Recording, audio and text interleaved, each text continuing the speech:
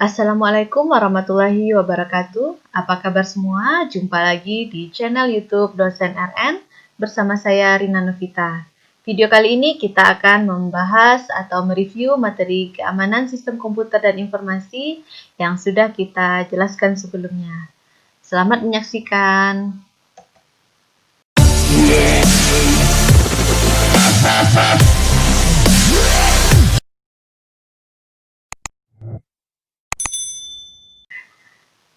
Terima kasih bagi teman-teman yang sudah mengikuti materi kita dari awal hingga akhir, dan ini adalah materi review pembahasan mengenai keseluruhan materi yang sudah kita bahas supaya mendapatkan pemahaman yang lebih baik dan meningkatkan pemahaman kita di dalam materi ini. Di awal kita sudah membahas mengenai konsep dasar keamanan komputer, pentingnya keamanan sistem komputer dan informasi, kemudian etika penggunaan komputer. Nah, berikutnya kita juga sudah membahas mengenai bentuk-bentuk kejahatan komputer, penyebab meningkatnya kejahatan komputer, klasifikasi kejahatan komputer, aspek keamanan komputer, model serangan komputer, lapisan keamanan, dan komponen keamanan. Nah, berikutnya kita membahas mengenai kriptografi. Yang pertama, konsep dasar dari kriptografi, terminologi dalam kriptografi, tujuan kriptografi, sejarah kriptografi, algoritma dalam kriptografi, dan teknik dasar kriptografi. Selanjutnya, kita membahas mengenai steganografi dan watermarking. Apa itu steganografi, sejarah steganografi, kriteria steganografi yang baik, konsep dasar watermarking, klasifikasi watermarking, perbedaan steganografi dan watermarking, algoritma watermarking. Dan terakhir, pengaplikasian watermarking. Dan materi yang dibahas terakhir yaitu mengenai autentikasi pengguna elektronik, di mana di sana akan dibahas prinsip autentikasi pengguna elektronik, autentikasi berbasis password, token, smart card, dan biometrik. Nah, berikutnya kita akan membahas satu persatu. Jadi di sini kita sudah bahas lebih kurang 5 materi ya yang sudah kita jelaskan tadi. Nah, yang pertama kita lihat dulu mengenai materi pertama tentang konsep dasar keamanan komputer. Keamanan komputer adalah teknologi yang diterapkan pada komputer yang digunakan untuk menjamin informasi yang tersimpan di dalamnya aman. Jadi bisa kita lihat bahwa keamanan komputer ini adalah suatu teknologi, kata kuncinya ada teknologi, kemudian diterapkan di dalam komputer untuk menjamin informasi tersebut aman. Jadi di dalam sistem komputer ini sesuatu yang berharga di sini adalah informasi yang sangat perlu kita jaga dan kita amankan. Menurut John DeHoward dalam bukunya An Analysis of Security Incident on the Internet menyatakan bahwa keamanan komputer adalah tindakan pencegahan dari serangan penggunaan komputer atau pengakses jaringan yang tidak bertanggung jawab. Jadi di sini maksudnya keamanan komputer ini adalah tindakan pencegahan dari serangan yang tidak bertanggung jawab di dalam pengakses jaringan. Bahwa kita ketahui bahwa di dalam keamanan ini ya penyebabnya adalah karena kita terhubung dengan jaringan.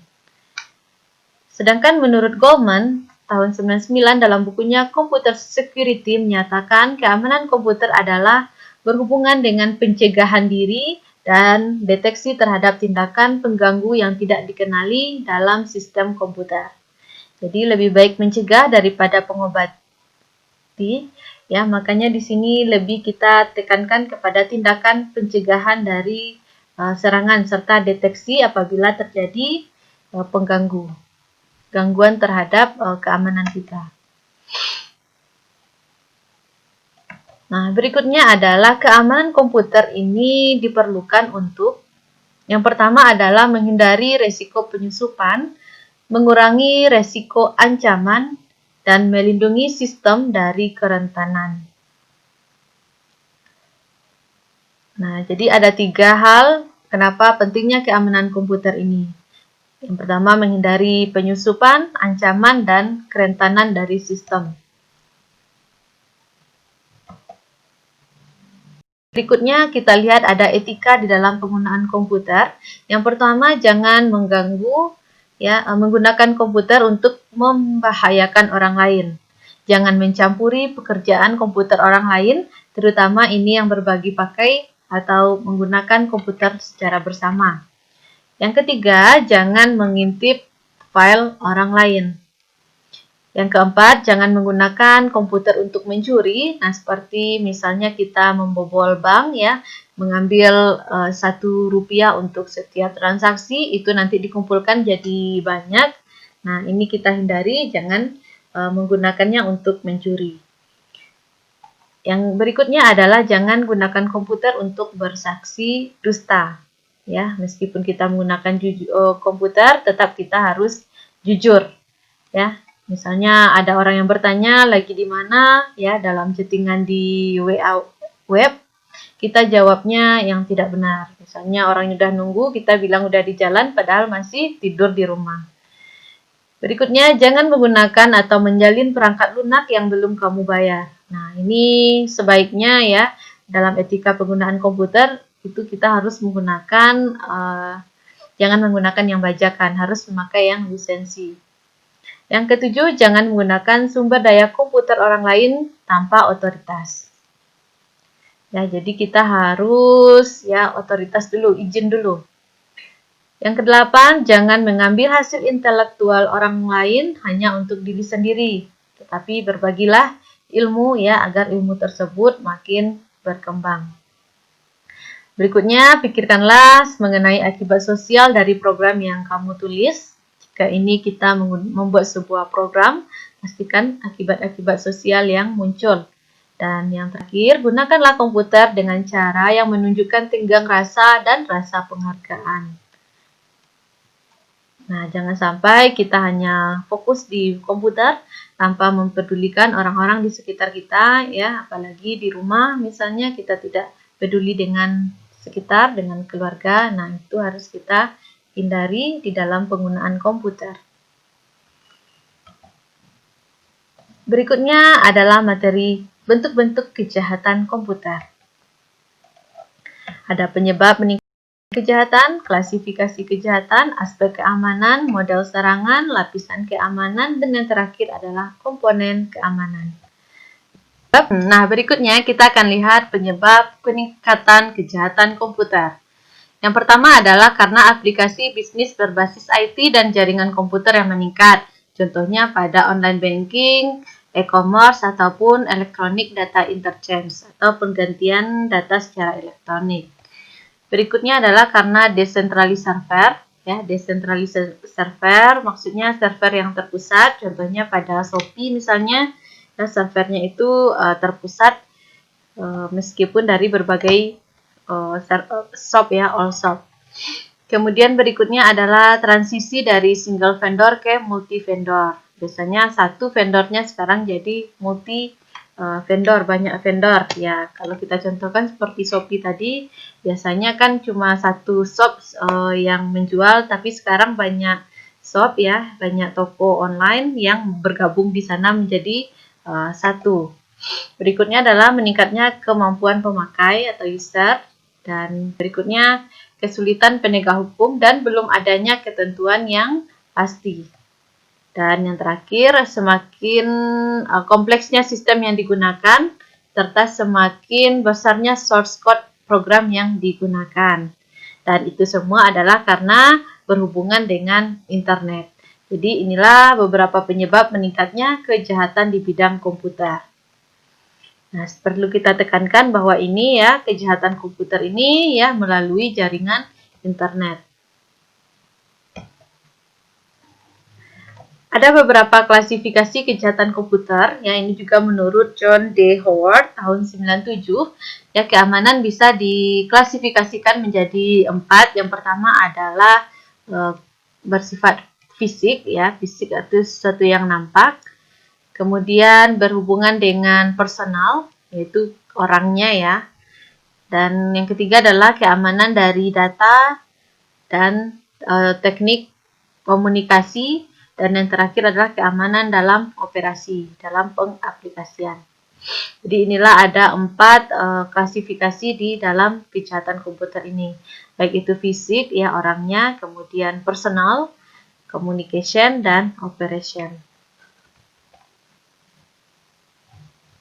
Aspek-aspek keamanan komputer yang pertama adalah privacy atau confidentiality. Privacy ini bersifat pribadi, ya. Kalau confidentiality berhubungan dengan data yang diberikan ke pihak lain untuk keperluan tertentu dan hanya boleh untuk keperluan tertentu tersebut. Nah, privasi ini bisa diserang dengan usaha penyadapan ya atau peretasan. Usaha yang dapat dilakukan yaitu dengan menggunakan teknologi kriptografi. Dan yang kedua adalah integrity, yaitu informasi tidak boleh diubah tanpa izin pemilik informasi. Contohnya email yang diintercept di tengah jalan, diubah isinya kemudian diteruskan ke alamat yang dituju. Bentuk serangan untuk integrity ini adalah seperti adanya virus, Trojan horse, atau pemakai lain yang mengubah informasi tanpa izin. Man in the middle attack. Ada serangan di tengah. Nah, aspek keamanan berikutnya adalah authentication. Authentic artinya adalah asli, yaitu metode untuk menyatakan bahwa informasi betul-betul asli atau orang yang mengakses dan memberikan informasi adalah betul-betul orang yang dimaksud. Nah, dukungan bisa dengan adanya tool yang membuktikan keaslian dokumen, contohnya dengan penggunaan watermarking ataupun digital signature. Nah, berikutnya adalah availability, yaitu berhubungan dengan ketersediaan dari informasi ketika dibutuhkan.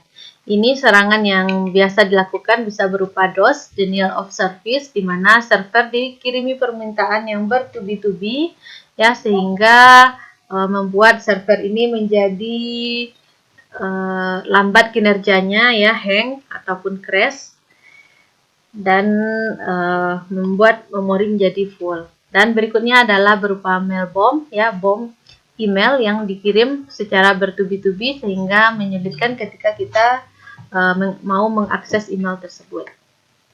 Aspek keamanan berikutnya adalah access control, ya, yaitu cara pengaturan akses kepada informasi. Ini juga berkaitan erat dengan autentikasi dan privasi. Metodenya yaitu menggunakan kombinasi user ID ataupun password. Dan aspek berikutnya adalah adanya non-repudiation, yaitu aspek yang menjaga agar seseorang tidak dapat menyangkal bahwa telah mengirimi sebuah pesan. Ya, baik itu orang yang menerima maupun orang yang mengirim informasi.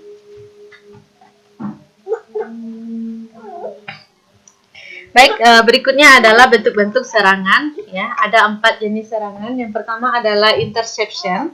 Ya, interception ini adalah membuat perangkat menjadi rusak atau tidak tersedia karena ini ditujukan kepada bentuk availability, yaitu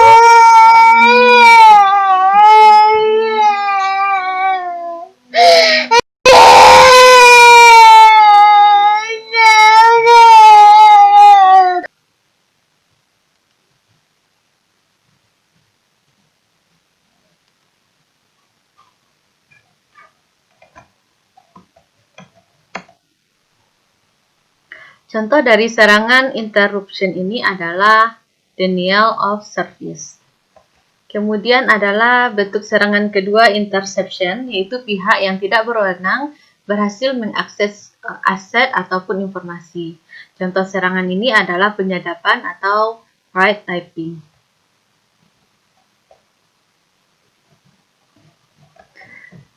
Serangan yang ketiga adalah modification, yaitu pihak yang tidak berwenang tidak saja berhasil mengakses, akan tetapi juga mengubah informasi tersebut. Dan yang terakhir adalah fabrication, yaitu pihak yang tidak berwenang menyisipkan objek palsu ke dalam sistem. Jadi ada 4 ya jenis dari serangan. Ada interruption, yaitu mengakibatkan kerusakan pada ketersediaan informasi. Interception, yaitu mengakses informasi oleh orang yang tidak berwenang. Kemudian modification, yaitu melakukan pengubahan terhadap informasi. Dan yang terakhir adalah fabrication, yaitu menyisipkan objek palsu ke dalam sistem. Ada beberapa lapisan keamanan. Yang pertama ada lapisan fisik, yaitu kita membatasi akses fisik ke mesin. Ini bisa kita contohkan dengan akses masuk ke ruangan komputer, penguncian komputer secara hardware ataupun keamanan BIOS, dan keamanan bootloader. Backup data, ya, pemilihan piranti backup, penjadwalan backup, pendeteksi gangguan fisik. Log file, yaitu log pendek atau tidak lengkap. Log ini berisikan waktu yang aneh. Nah, ini kita bisa deteksi bahwa ada yang mencoba untuk masuk ke komputer kita tanpa hak akses. Kemudian mengontrol akses sumber daya. Keamanan berikutnya adalah keamanan lokal. Ini berkaitan dengan user dan hak-haknya. Ini kita bisa minimalkan dengan memberi mereka fasilitas minimal yang diperlukan. Hati-hati terhadap saat atau dari mana mereka login atau tempat seharusnya mereka login. Pastikan dan hapus rekening mereka ketika mereka tidak lagi membutuhkan akses. Kemudian keamanan root. Dan lapisan berikutnya adalah keamanan file dan sistem file. Nah, ini meliputi direktori home user tidak boleh mengakses perintah mengubah sistem seperti partisi, perubahan device, dan lain-lain. Lakukan setting limit system file, atur akses dan permission file seperti read, write, execute bagi user maupun group. Selalu cek-cek program yang tidak dikenal. Lapisan yang kelima adalah lapisan keamanan password dan enkripsi. Hati-hati terhadap brute force attack dengan membuat password yang baik. Syarat untuk membuat password yang baik pastinya adalah kombinasi dari huruf besar dan huruf kecil, kemudian menggunakan karakter khusus. Jangan menggunakan password yang mudah dicuri orang ya, misalnya dengan menggunakan nama, tanggal lahir misalnya ya, itu perlu dihindarkan. Kemudian yang kedua adalah selalu enkripsi file yang dipertukarkan. Dan berikutnya lakukan pengamanan pada level tampilan seperti screen saver. Lapisan keamanan berikutnya ya yang mengenai password ini kita bisa lihat di sini ada penjelasan dari brute force attack, yaitu metode untuk meretas password dengan cara mencoba semua kemungkinan kombinasi yang ada pada wordlist. Jadi dengan mencoba-coba. Metode ini bisa berhasil, namun jika kita menggunakan password yang kuat, pastinya peretas akan membutuhkan waktu yang sangat lama untuk berhasil meretas password kita. Lapisan yang keenam adalah lapisan keamanan kernel. Ini berhubungan dengan sistem operasi. Nah, caranya bisa kita ikuti review bug dan kekurangan-kekurangan pada sistem operasi. Dan yang terakhir adalah lapisan keamanan jaringan, itu waspadai paket sniffer yang sering menyadap port Ethernet. Kemudian lakukan prosedur untuk mengecek integritas data, verifikasi informasi DNS, lindungi network file system, dan gunakan firewall untuk barrier antara jaringan. Nah, kita lihat paket sniffer ini adalah sebuah teknik pencurian data yang dilakukan dengan cara memonitoring atau melakukan analisis terhadap paket data yang ditransmisikan dari komputer klien ke web server. Tool yang biasa digunakan ini bisa disebut dengan Wireshark ataupun Netcat. Nah, paket sniffer ini biasanya dilakukan oleh para hacker atau penyusup yang berbahaya untuk melakukan tindakan yang dilarang seperti mencuri password ya ataupun mengambil data-data penting lainnya. Berikutnya adalah komponen-komponen di dalam keamanan. Ini bisa kita lihat di sini. Untuk komponen keamanan adalah yang pertama adanya pemilik, adanya pihak penyerang, kemudian adanya aset, ada penanggulangan, ada resiko, dan adanya ancaman. Kalau kita lihat dari alur ini, kita bisa lihat bahwa pemilik ini bisa ingin ya meminimalkan terjadinya resiko. Jadi pemilik ini memberikan penanggulangan ya untuk mengurangi resiko. Pihak penyerang ingin ya mengambil aset yang ada di bawah sini. Nah, jadi pihak penyerang ini memberikan ancaman untuk meningkatkan resiko. Sedangkan pemilik ini dia ingin meminimalkan resiko ini untuk melindungi aset. Jadi ini ada beberapa komponen ya di dalam sebuah komponen keamanan. Ya, ada pemilik, ada penanggulangan, ada risiko, ada aset, ada ancaman, dan adanya pihak penyerang. Kalau aktor yang terlibat di sini adalah pemilik dan penyerang. Yang kita lindungi di sini adalah aset. Ada penanggulangan, ada risiko, dan ada ancaman.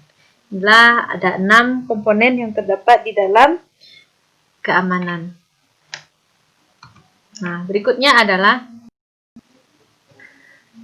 kita masuk ke topik berikutnya mengenai konsep dasar kriptografi, terminologi dalam kriptografi, tujuan kriptografi, sejarah kriptografi, algoritma dalam kriptografi, teknik dasar kriptografi. Nah, untuk pengertian yaitu yang pertama, kriptografi ini berasal dari bahasa Yunani. Kriptos adalah secret atau rahasia, dan graphein artinya writing ataupun tulisan. Jadi, kriptografi adalah ilmu dan seni untuk menjaga pesan agar aman. Konsep lain menyatakan bahwa kriptografi adalah ilmu dan seni untuk menjaga kerahasiaan pesan dengan cara menyandikan ke dalam bentuk yang tidak dapat dimengerti maknanya. Terminologi yang terdapat di dalam kriptografi bisa kita lihat. Yang pertama adalah pesan, plaintext, dan ciphertext. Kalau pesan ini adalah data atau informasi yang dapat dibaca dan dimengerti maknanya. Plaintext adalah ya sama dengan pesan, nama lain dari pesan. Sedangkan ciphertext adalah pesan yang disandikan dalam bentuk yang lain yang tidak dapat dipahami. Ini contoh dari plaintext ya, tulisan yang bisa kita baca dengan mudah. Kemudian ini adalah contoh yang ciphertext ya, tulisannya sudah kita sandikan dan ini akan sulit kita baca tanpa melakukan proses decrypt atau pengubahan dari pesan yang sudah disandikan tersebut. Nah, ini juga ada contoh lain dari plaintext. Ini adalah berupa JPEG gambar ya atau citra. Ini sudah kita ciphertextkan menjadi bentuk yang tidak bisa kita baca. Berikutnya adalah adanya pengirim dan penerima. Pengirim adalah orang yang mengirimkan pesan ya, sedangkan penerima adalah orang atau entitas yang menerima pesan. Entitas di sini bisa orang ya, tidak hanya orang, tapi bisa mesin, komputer, kartu kredit, dan sebagainya. Enkripsi dan dekripsi. Enkripsi adalah proses menjadikan plaintext menjadi ciphertext.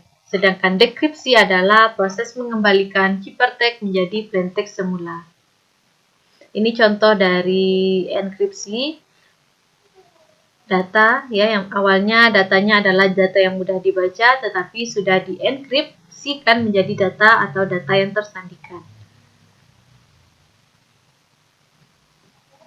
Berikutnya adalah ciphertext dan kunci. Cipher adalah transformasi karakter ke karakter atau bit ke bit tanpa memperhatikan struktur bahasa pesan, sehingga pesan tersebut akan sulit dibaca dan dimengerti. Sedangkan kunci adalah parameter yang digunakan untuk transformasi enciphering dan deciphering. Kunci biasanya berupa string ataupun deretan bilangan. Nah, berikut ini adalah contoh ilustrasi dari enkripsi dan dekripsi pesan. Contoh di sini adalah sebuah pesan ya, berupa plain text. Ini yang kita kirimkan. Sebelum dikirim kita ubah dulu dengan menggunakan sebuah kunci ya, dan hasil dari enkripsinya adalah berupa ciphertext ini yang tidak bisa kita baca maknanya. Kemudian untuk dapat membaca pesan ini kita perlu melakukan proses dekripsi, yaitu dengan menggunakan kunci K juga, kunci yang sama dengan ini. Pesan asli atau plain text yang dikirimkan si pengirim ini dapat dibaca oleh si penerima pesan.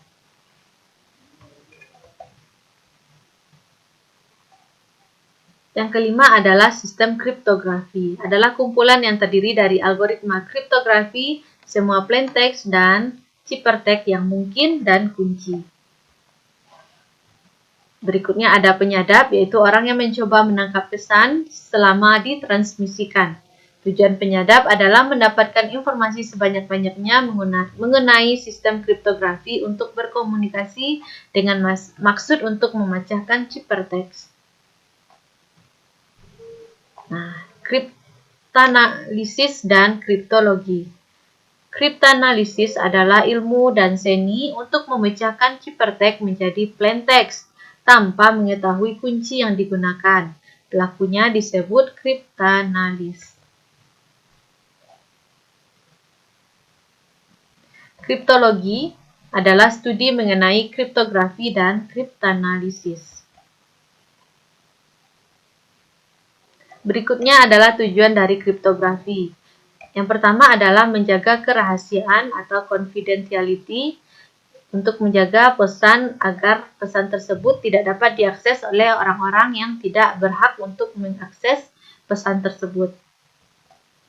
Tujuan dari kriptografi berikutnya adalah untuk menjaga integritas data, ya, yaitu layanan yang menjamin bahwa data atau pesan tersebut asli dan utuh tanpa belum pernah dimanipulasi selama pengiriman.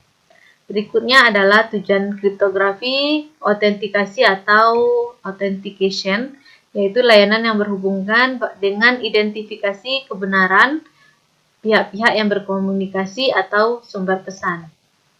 Dan tujuan berikutnya adalah untuk menghindari nir penyangkalan, yaitu yang menerima maupun yang mengirim pesan sama-sama tidak dapat menyangkal bahwa mereka sudah melakukan komunikasi atau berkirim pesan.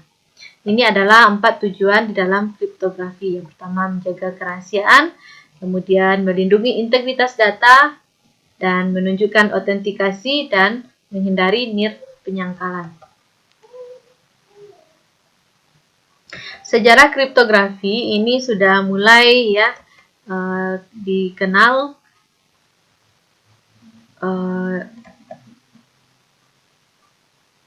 pada abad ke-20 ya, di dalam buku yang berjudul The Code Breaker dengan tebal 1000 halaman ya, yang berisikan tentang kode-kode di dalamnya ya, ditulis oleh David. Nah, di sini juga sudah dikenal dengan penggunaan kriptografi.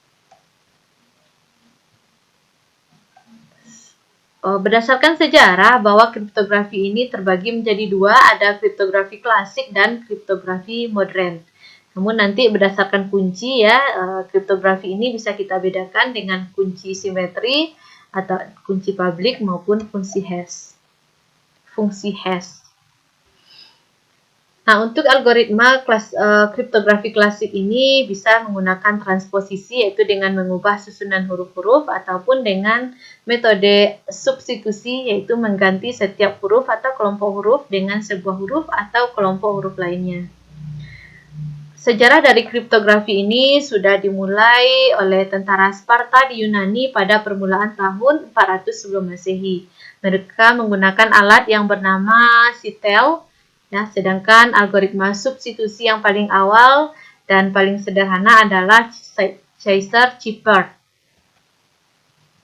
Ini adalah contoh dari sitel ya, di mana di sini terdiri dari sebuah kertas panjang dari daun papirus yang dililitkan pada sebuah silinder dari diameter tertentu. Pesan ditulis secara horizontal baris per baris Bila kertas dilepaskan, maka pesan yang terbentuk adalah ciphertext. Dan untuk melakukan pembacaan dari pesan tersebut, penerima harus melilitkan kembali kertas tersebut ke silinder dengan diameter yang sama dengan diameter si pengirim, sehingga pesan tersebut bisa dibaca kembali. Nah, ini caesar cipher yang pertama ya, algoritma substitusi, yaitu dikenalkan oleh Raja Julius Caesar, Raja Yunani kuno. Ya, mereka adalah dengan mengganti setiap karakter di dalam alfabet dengan karakter yang terletak pada 3 posisi berikutnya. Misalnya A diganti dengan D, B diganti dengan E, begitu seterusnya. Nah, kriptografi ini digunakan untuk tujuan keamanan pada kalangan gereja, di mana di sana masih terciri ya orang-orang menjaga kerahasiaan atau melindungi tulisan yang bersifat religius dengan menggunakan kriptografi ini. Apalagi di masa itu ya agama Kristen masih masih belum aman ya. Nah, jadi mereka mengenalkan dengan angka si buruk rupa ya di dalam perjanjian lama, yaitu angka 666 menyatakan secara kriptografik untuk menyembunyikan sebuah pesan yang berbahaya.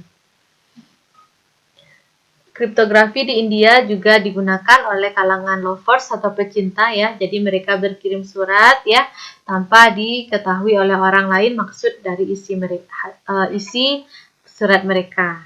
Nah, hal ini juga ditemukan di dalam buku Kama Sutra yang direkomendasikan ya, di mana di dalam buku tersebut merekomendasikan agar wanita seharusnya mempelajari seni memahami tulisan dengan cipher.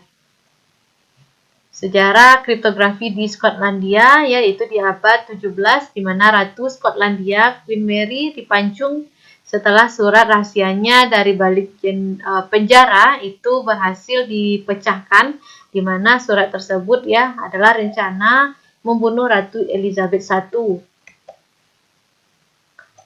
Kemudian kriptografi di masa Perang Dunia Kedua, yaitu pemerintah Nazi Jerman membuat mesin enkripsi yang dinamakan Enigma. Nah, dengan adanya mesin Enigma ini ya, enkripsi dengan cara yang sangat rumit dilakukan ya, sehingga ini bisa memperpendek masa Perang Dunia Kedua.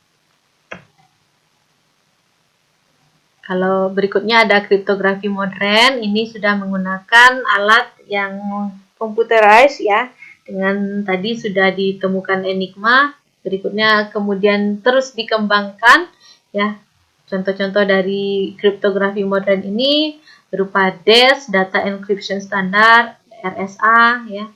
Dan ini tentunya dengan kriptografi modern ini menghasilkan aspek keamanan confidentiality ya, kerahasiaan, autentikasi, keaslian, integritas data dan nirpenjangkalan sesuai dengan tujuan dari keamanan dan tujuan dari kriptografi yang kita harapkan. Berikutnya ada sejarah kriptoanalisis ya. Nah, di mana di abad ke-9 seorang ilmuwan Arab ya yang biasa dikenal dengan Bapak Al-Kindi. Nah, ini sudah mulai ya menguraikan kode-kode rahasia yang sulit dipecahkan. Nah, ini seperti ini kira-kira.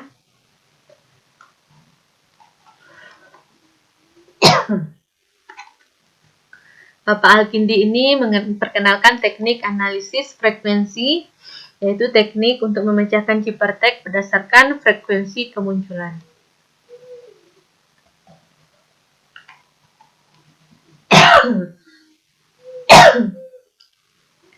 Nah, berikutnya adalah jenis-jenis dari kriptografi.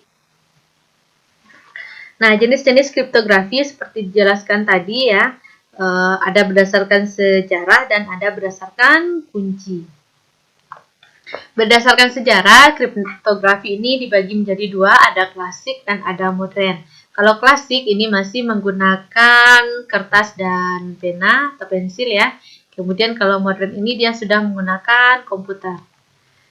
berdasarkan kunci, ada kunci simetri dan ada kunci asimetri.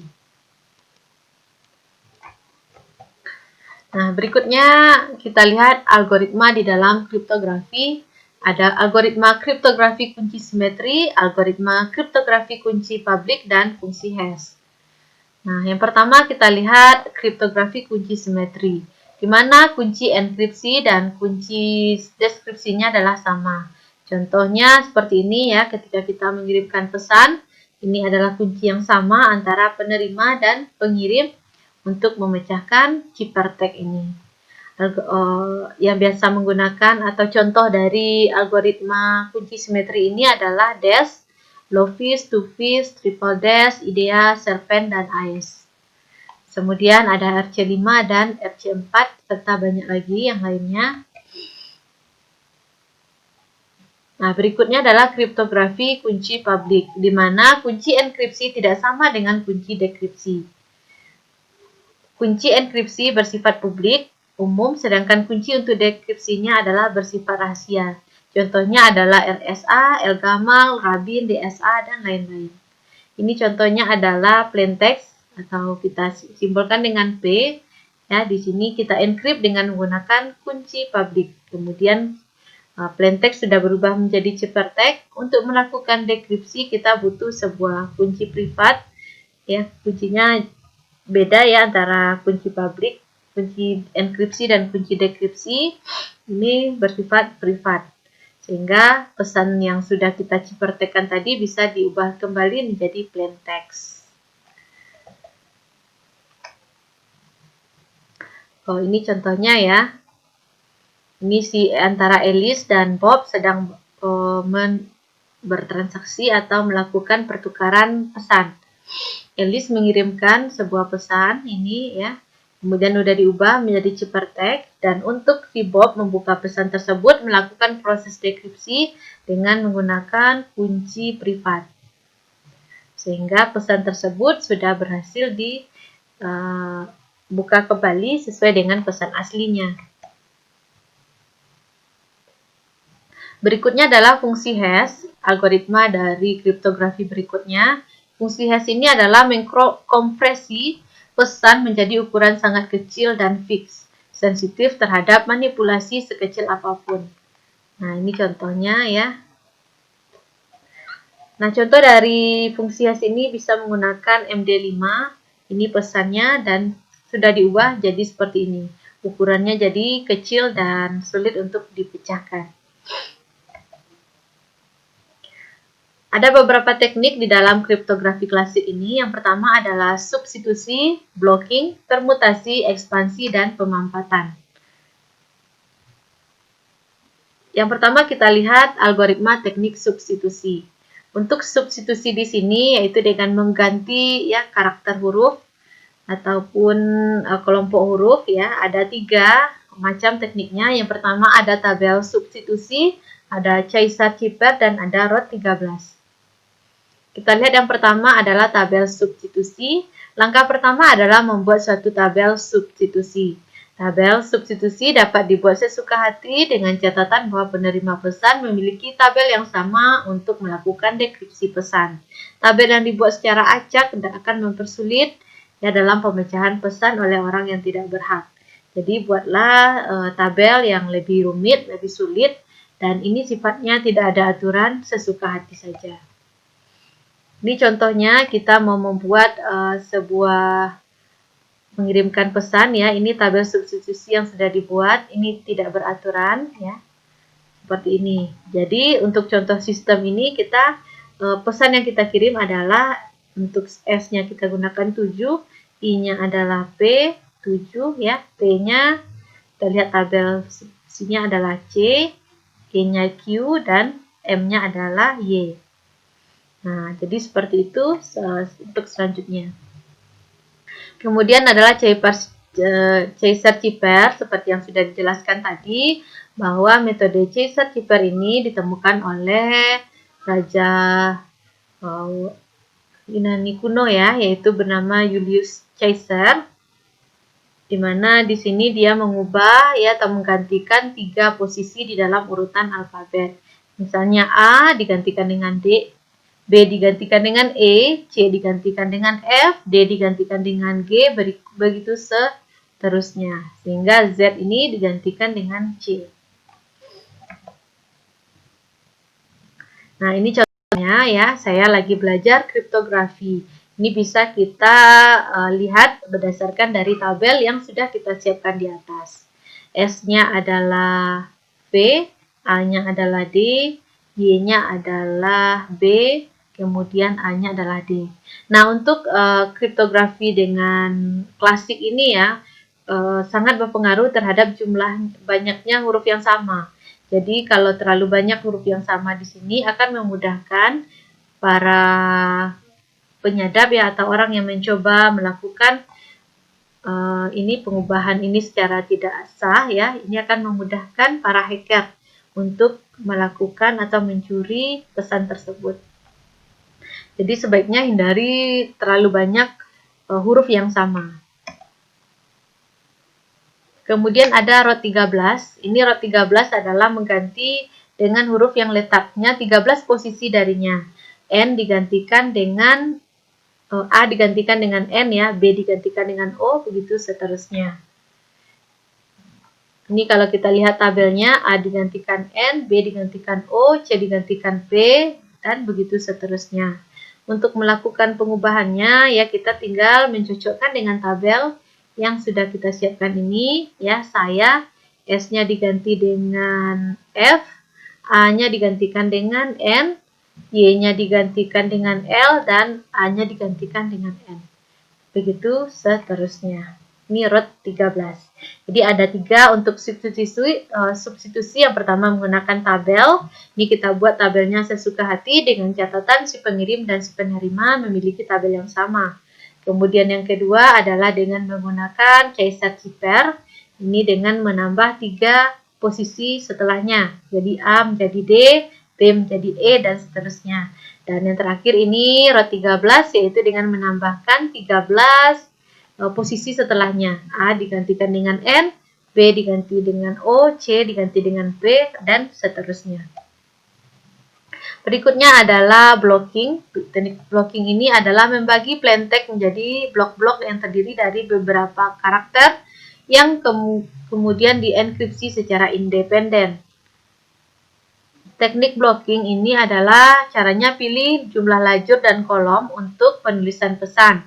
Jumlah lajur dan kolom menjadi kunci dalam kriptografi teknik blocking. Plaintext ditulis dengan secara vertikal berurutan pada lajur dan dilanjutkan pada kolom berikutnya sampai seluruhnya tertulis. Nah, jadi untuk penulisan pesan dilakukan secara vertikal, sedangkan untuk pembacaan hasil kita lakukan secara horizontal. Nah, ini contohnya ya, saya lagi belajar kriptografi. Kita menggunakan teknik blocking dengan satu blok terdiri dari 4 karakter. Nah, untuk penulisannya kita tulis secara vertikal dan untuk membacanya kita secara horizontal. Ini kita tulis ya, saya lagi belajar kriptografi.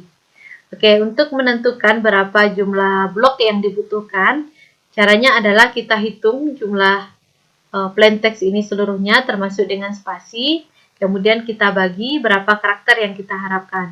Misalnya ada 4 ya. Jadi di sini ini kalau kita hitung jumlahnya 30, kita bagi 4 ya, dapatnya 8 lebih. 7 lebih ya, 7 kali 4 28, sisanya 2. Nah, jadi seperti ini jadinya ya. Kita lebihkan 1. Misalnya 27 dibagi berapa ini, 28 ya. Di 28 di 7 kali 4 28, sisa 2. Nah, jadi caranya kita hitung termasuk spasi, kemudian kita bagi dengan berapa jumlah karakter ini.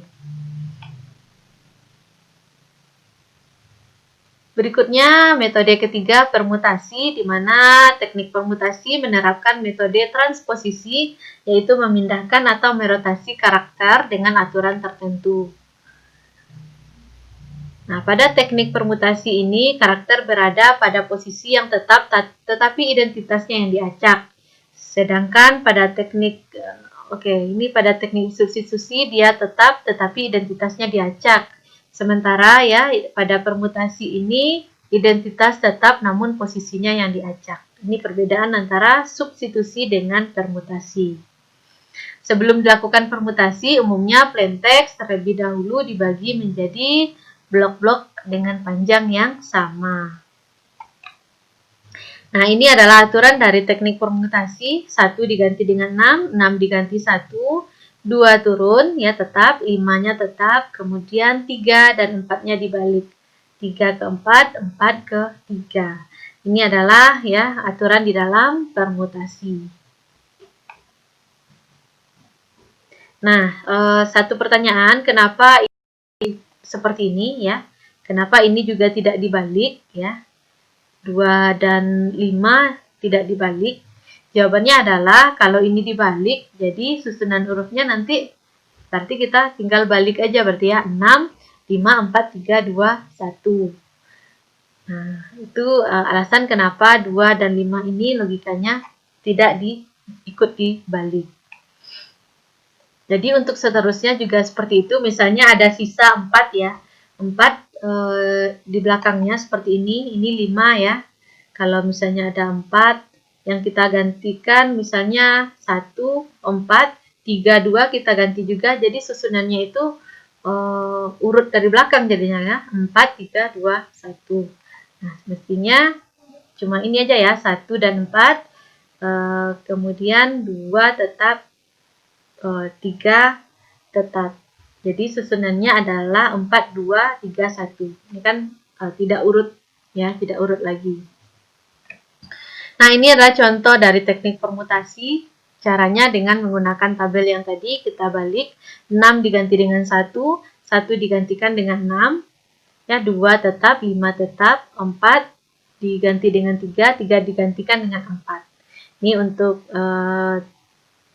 plain text yang ini ya, Ciperteknya bisa kita gunakan tabel yang di sini ya dengan melakukan ya aturan yang terdapat di dalam permutasi tersebut. Oke, silakan sambil dipraktekkan ya. Bagi teman-teman yang belum bergabung di channel ini ataupun baru melihat channel ini, ya pembahasan lengkapnya ada di video-video sebelumnya. Ini adalah gabungan ya atau kompilasi dari semua materi yang telah kita sampaikan. Nah, berikutnya kita lihat contoh lainnya ya. Ini sama ya dengan menggunakan aturan dari permutasi tersebut.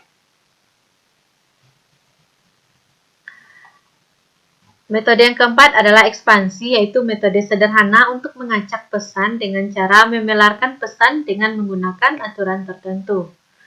Pesan dimelarkan atau dipanjangkan ya dengan aturan sebagai berikut. Bila suatu kata dimulai dengan huruf konsonan atau bilangan ganjil, maka awalan huruf dipindahkan ke akhir kata dan menambah akhiran an. Sedangkan bila suatu huruf dimulai dengan huruf vokal atau bilangan genap, maka ditambahkan dengan akhiran i.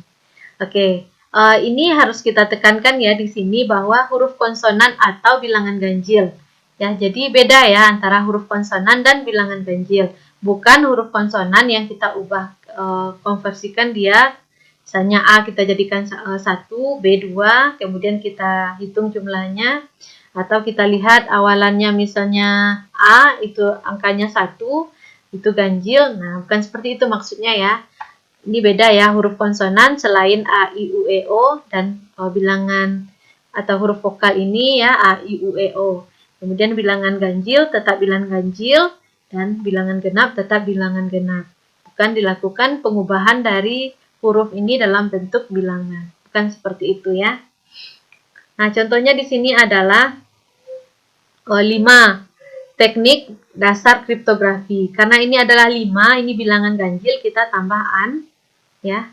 Kemudian teknik ini karena hurufnya adalah huruf konsonan, awalan huruf kita pindahkan di akhir ya. Jadi eknit dan kita tambahkan akhiran an. Nah, begitu seterusnya ya. Ikuti aturannya, di mana tadi sudah dijelaskan untuk aturan dari teknik ekspansi, ya, huruf konsonan ataupun bilangan ganjil itu kita pindahkan awalan hurufnya ke belakang dan ditambah akhiran an.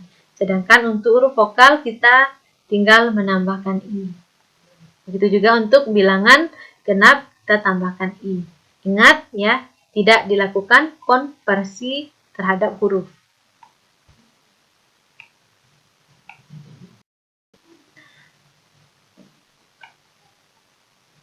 Dan teknik yang terakhir adalah pemampatan. Pemampatan ini adalah mengurangi panjang pesan atau jumlah bloknya. Bagaimana caranya? Ya, kita ikuti aturannya dulu, di mana teknik pemampatan adalah dengan cara menghilangkan setiap karakter ketiga secara berurutan. Jadi karakter ketiga, ke-6, 9, dan seterusnya. Karakter yang sudah dihilangkan selanjutnya disatukan kembali di akhir dengan sebelumnya kita tambah karakter khusus ya seperti tanda bintang dan persen, dolar, dan lain-lain. Nah, ini contohnya ya, ini kita hilangkan setiap karakter ketiga ya. Kemudian ini yang pesan yang sudah kita mampatkan, ini yang dihilangkan kita pindahkan ke bawah. Jadi untuk penulisan dari ciperteknya ya, yang ini kita tuliskan dulu. Kemudian kita tambahkan di sini karakter khusus. Ini kita gunakan dan, kemudian baru kita sambung kembali dengan yang kita hilangkan tadi.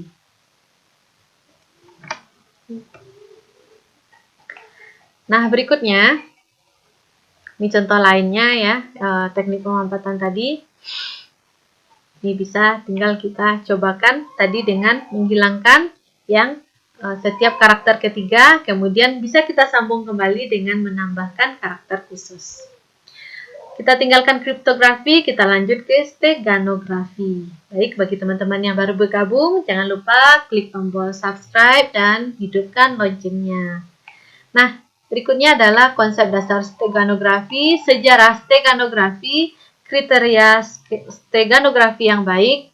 Berikutnya ada watermarking, klasifikasi watermarking, perbedaan antara steganografi dan watermarking. Terakhir adalah algoritma watermarking dan pengaplikasian watermarking di dalam sebuah pesan. Ini contoh dari steganografi. Ini adalah sebuah gambar ya. Gambar ini sudah kita sisipkan dengan sebuah pesan. Jadi ketika kita stego image-nya ini ya, pesan ini sudah disisipkan di dalam dan yang kita kirimkan seperti ini sehingga orang lain tidak mengetahui. Ini berbeda dengan kriptografi, kita tetap mengirimkan pesan tetapi diubah. Tapi steganografi ini pesannya itu disisipkan, jadi secara sekilas orang tidak nampak bahwa kita akan mengirimkan pesan. Jadi steganografi adalah ilmu dan seni menyembunyikan pesan rahasia ke dalam media lain sehingga keberadaannya tidak terdeteksi oleh indera manusia. Kita lihat sejarah dari steganografi ini ya, di Yunani. Steganografi dikenal ya, di mana Herodotus, seorang penguasa Yunani, mengirimkan pesan rahasia dengan menggunakan kepala budak atau prajurit sebagai media. Rambut budak dibotakin lalu ditulis pesan di sana. Setelah rambut tumbuh, maka budak tersebut diutus untuk membawa pesan rahasia di balik rambutnya tersebut. Ini awal sejarah dari steganografi ini. Kemudian kalau di Romawi, ya steganografi ini menggunakan tinta tak nampak untuk menuliskan pesan. Nah, tinta tersebut dibuat dari campuran sari buah, susu, dan cuka. Jika tinta digunakan untuk menulis, ya maka tulisannya tidak tampak.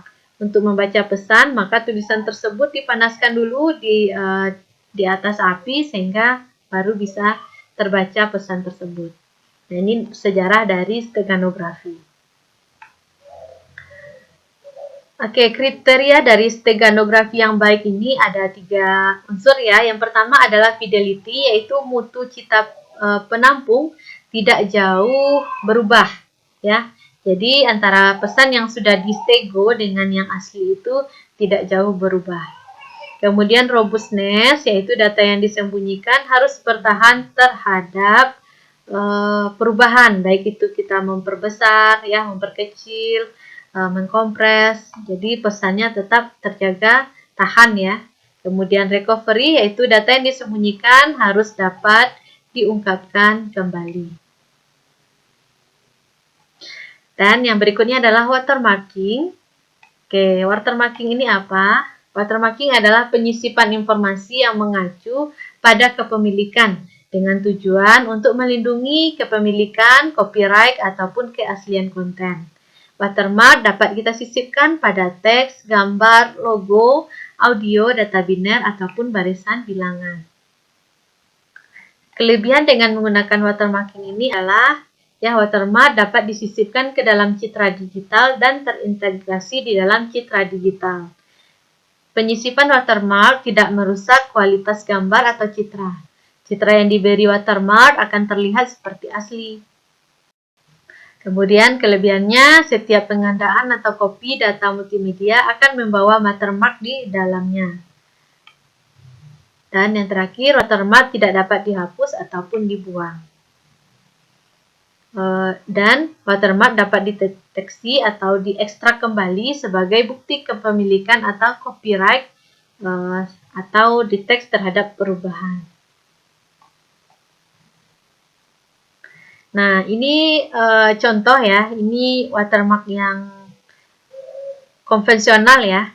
Jadi dibuat di bawahnya ini siapa yang membuat atau mengambil gambar tersebut. Ini ya ditulis di bawah, kalau di crop oleh orang, maka di sini ya dipotong, maka tidak nampak lagi bukti atau autentikasi kepemilikan ya, copyright kepemilikan tersebut. Nah, dengan menggunakan teknik watermark ini diharapkan ya yang hal seperti itu bisa dihilangkan. Ada beberapa klasifikasi watermark. Yang pertama adalah paper watermark. Ini adalah teknik memberikan impresi pada kertas berupa gambar atau logo ya di dalam uang seperti ini. Tujuannya adalah untuk identifikasi keaslian, digunakan pada uang, paspor ataupun banknotes. Yang kedua adalah digital watermark. Ini menyisipkan sinyal digital ke dalam dokumen digital. Contohnya pada gambar, audio, video, maupun teks. Perbedaan steganografi dan watermarking. Nah, steganografi ini adalah tujuannya untuk mengirim pesan rahasia tanpa menimbulkan kecurigaan. Syaratnya aman, sulit dideteksi, sebanyak mungkin menampung pesan. Kemudian komunikasinya point to point. Dan meaningless, media penampung tidak punya arti apa-apa. Sedangkan watermarking ini tujuannya adalah untuk melindungi copyright, pembuktian kepemilikan ownership, dan fingerprinting. Persyaratannya adalah robustness dan sulit dihapus. Kemudian komunikasinya one to many. Watermark bukan rahasia, namun media penampung justru tidak diberi proteksi. Jenis-jenis image watermark. Yang pertama adalah fragile watermarking, yaitu untuk menjaga integritas atau orisinalitas media digital. Kemudian ada robust watermarking, yaitu untuk menyisipkan label kepemilikan pesan. Berikutnya adalah algoritma watermarking. Yang pertama adalah fragile watermarking. Nah, caranya adalah menyatakan watermark seukuran citra yang akan disisipkan. Lakukan copy dan paste. Yang kedua, bisa sisipkan watermark pada seluruh piksel citra dengan metode modifikasi LSD. Nah, untuk LSD sendiri ya bisa dipelajari nanti lebih lanjut. Kemudian ekstrak watermark dengan mengambil bit-bit LSD pada setiap piksel, lalu satukan menjadi gambar watermark semula. Ini adalah teknik fragile ya. Berikutnya yang kedua adalah teknik robust watermark atau algoritma robust watermark. Watermark tetap kokoh terhadap manipulasi yang dilakukan seperti kompresi, cropping, editing, ataupun resizing. Algoritma robust watermarking dilakukan dengan menyisipkan watermark pada domain frekuensi dengan tujuan agar watermark tahan terhadap manipulasi pada citra. Langkahnya, pertama, citra ditransformasikan dari ranah spasial ke ranah transform. atau frekuensi. Misalnya menggunakan transformasi DCT, Discrete Gaussian Transform. Jadi bagi yang ingin mempelajari lebih lanjut, ini bisa dicari di searching ya. Tadi pelajari lebih lanjut mengenai transformasi DCT ini. Pengaplikasian watermark ini ya bisa berupa owner identification atau identifikasi kepemilikan, kemudian proof of ownership, bukti kepemilikan. Yang ketiga bisa untuk memeriksa keaslian isi karya digital. Kemudian ada user authentication atau fingerprinting atau transaction tracking, ini mengautentikasi pengguna spesifik, contohnya pada distribusi DVD. Ya, ketika ada sebuah DVD yang hanya bisa dijalankan ketika kaset atau DVD tersebut dijalankan, tetapi ketika kita copy, kita pindahkan ke media lainnya, dia tidak akan bisa jalan. Kemudian ada privacy protection atau copy control, ini untuk mencegah penggandaan yang tidak berizin. Dan yang terakhir adalah broadcast monitoring. Nah, selanjutnya yang terakhir tentang autentikasi pengguna elektronik.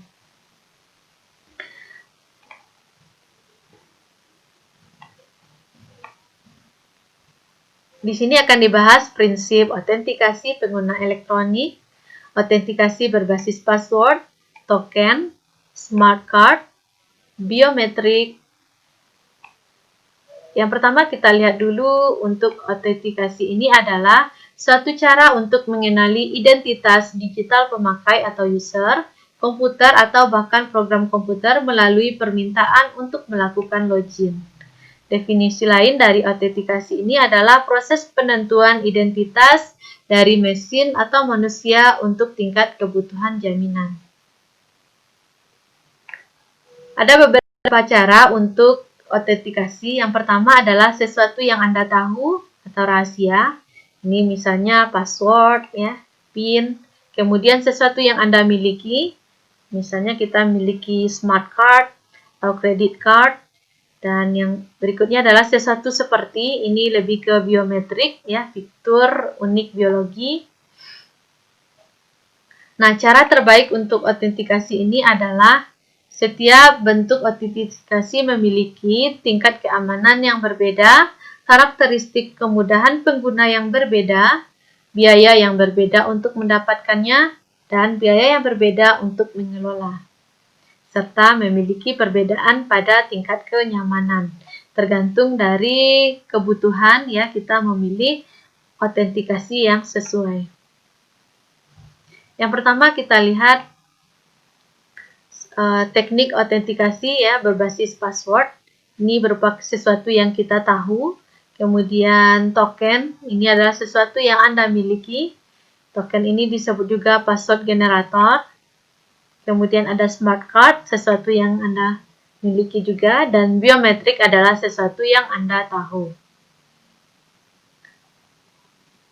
Autentikasi berbasis token. Ya, ini disebut juga dengan generate password. Contohnya adalah dalam transaksi internet banking pada sebuah bank. Ini adalah contoh dari token. Ada dua jenis token, ya, ada challenge response token dan token berbasis waktu. Untuk jenis yang pertama ini ada respon antara sistem dengan token. Dan sedangkan yang kedua ini dia dibatasi waktu. Ini kalau kita lihat contoh alurnya, challenge atau respon encryption token ini, ya, ini kita butuh timbal balik dari authentication server. Jadi kita akan memasukkan ini, ya, ada 2 kali generate random number yang akan muncul di sini, ya. Kemudian yang kedua ada token yang berbasis waktu. Di sini kita diminta untuk menginputkan angka atau generate ini, ya, tapi dibatasi dengan waktu. Jika waktu sudah melebihi, maka token tersebut tidak dapat digunakan kembali. Autentikasi berbasis smart card. Ini bisa kita lihat contohnya adalah pada penggunaan kartu ini yang sudah dilengkapi dengan lempengan kuning di sini. Ini di sini menyimpan data dan informasi. Dan ini adalah smart card reader untuk membaca kartu tersebut. Ini bisa kita lihat pada contohnya di pintu kamar hotel ya yang sudah mewah. Ini sudah menggunakan ini untuk membuka kunci pintu kamar tersebut.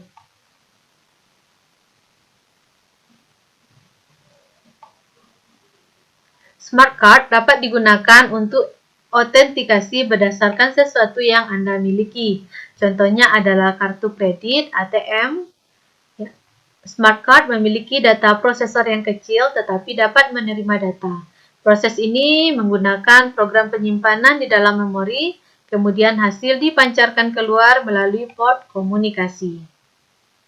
Pembaca smart card. Ini tujuan utama dari pembacaan smart card reader untuk memverifikasi informasi yang tersimpan di dalam kartu. Pembaca menciptakan sinyal-sinyal listrik yang diperlukan untuk mereset smart card, memberikan komunikasi dan sistem kerja.